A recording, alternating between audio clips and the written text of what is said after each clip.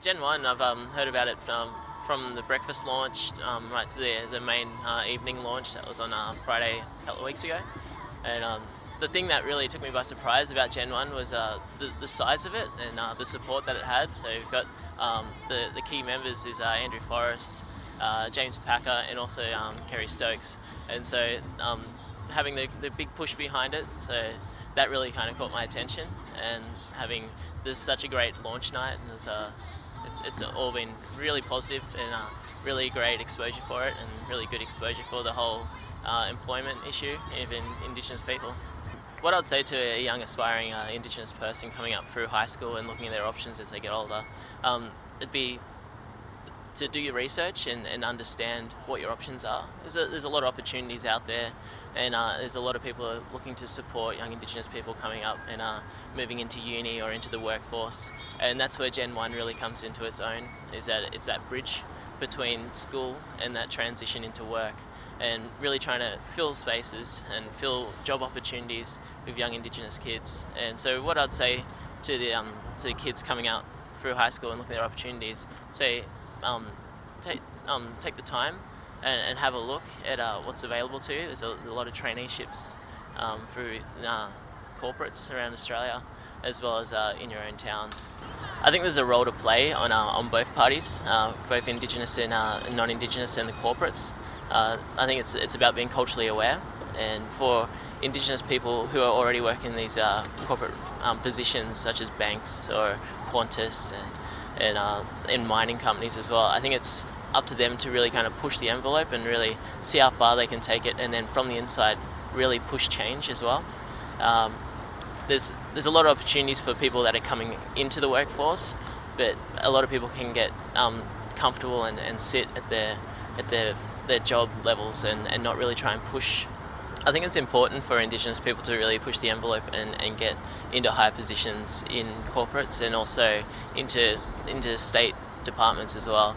And for another Indigenous person coming in, it's always great to see another Indigenous person who's done so well, and you know that there is opportunities in that organisation for yourself to really excel. And having another familiar face there, it's someone that you can relate to, it's someone that you can trust and confide in, and it's a positive outlook for the company, knowing that you're going to have a diverse range of people working for you. And if you just source the same kind of people, there's only going to be the same ideas that are within the company. But when you go and you source a lot of people, and you source people from different backgrounds, different family groups, different ages, there's going to be a lot of input, and from that input comes positive outcomes. Over the last couple of years, there's been quite a big emphasis on education in Indigenous people, and this isn't a new idea at all. This has been going on for quite some time, and the people that have come through and they've got certificates, they've got their uni degrees, they should be using that and pushing as far as they can in organisations and pushing their agenda to excel. And it's too common that you see a lot of Indigenous people, they feel like they're not entitled to higher education and also higher positions in organisations, and it's that kind of stigma around if you excel that you're going to be leaving yourself behind. And I think going forward, it needs to be known within the Indigenous community that you can excel and be successful and still be Aboriginal. There's too many times that you look at an organisation and the people that are at entry-level roles and that want to excel but haven't quite got the opportunity. A lot of them, they feel like they can't excel, but really backing them up is their education, and backing them up is their work ethic and also their work experience. And so I think if there's jobs available, I think they should be pushed by the organisation to fill them with Indigenous people. And if there's the opportunity available to them, Indigenous people will snatch it up and they will run with it, and it's a positive thing for the organisation as well as the community as well as the individual. It's too common in today's society within the Indigenous population that to be seen as being successful is leaving behind your roots and leaving behind your family. I think there needs to be that understanding that to be Aboriginal is to be successful, and that is the words of Jack Manning, and I think that really needs to be pushed out there within the community. There's too many times that you see young kids, aspiring young Indigenous kids, wanting to push the envelope and wanting to take themselves and their family further, and just feeling that the community is not supporting them. And community for an Indigenous person is it's everything. It's the life source, it's the support, it's their family. I think it's too common in our society today that that Indigenous people are holding back their own Indigenous people.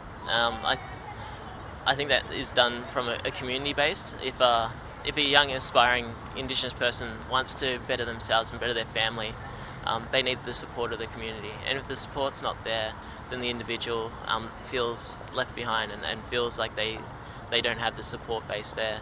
And for an Indigenous individual, or for an Indigenous person as a whole, there's family is community, and community is family. And from that, I think that the whole idea of community support needs to change within the Indigenous community. There needs to be a lot more support there from a perspective that you want this person to be successful. It's okay to push the envelope, and it's okay to want to do better. It's too common that people are being held back by their own family and society. As an example, myself, I grew up in Tamworth, and I started working when I was 16 in the bank, and I've grown through the traineeship with ANZ and made a move to Sydney, and now living down in Melbourne as we're working for the Indigenous team. And that couldn't have happened without the support and opportunities that were made available to me. In saying that, there's a lot of stigma when you really do try and push the envelope. And for me, moving out of Tamworth, being a country town, there was a bit of stigma that I'm leaving behind my friends and my family, and what am I going to do? Okay, so you're going to go out and you're going to be successful, and I said, yeah, this is it. This is what I want to do. And I think for too many Indigenous people, they can get held back and want that support base too much. I think you need to go out on your own terms and really kind of push it for yourself and push it for your family, but always remembering that where you come from. I'm really proud to be Aboriginal, and I'm really proud that I've got the support that I do from the community as well as my friends and family. And I think it's important to remember that if you're successful, it doesn't mean that you have to be cold-hearted, and it doesn't mean that you have to tread on everyone to get ahead, because in reality you don't need to at all. You can live a successful life and also live black. It's easy. It's possible. There's a lot more opportunities available for you when you've got the backing of a good education, and by persevering and sticking with school and walking through those barriers that you feel may have been placed in front of you, then it's just going to open up doors for you. And you might not want to end up in a bank like me. You might want to be a builder, or you might want to be a painter or an artist, or a musician. If whatever your dream is, you can live that dream and still hold on to your culture and still have the backing and support of your family. To be successful doesn't mean that you need to wear a suit every day. To be successful is what you make it. Really, it's what your perception of being successful is, and it varies through the individual. And I wear a suit. I wear a suit every day. I love wearing a suit, and I wouldn't change it for the world. But for a lot of people and a lot of my family, it's not for them. And I don't see that there's anything wrong with that. I don't look at them differently, because I know that they're doing what they want to do and they're doing what they love, and that's all you can really do.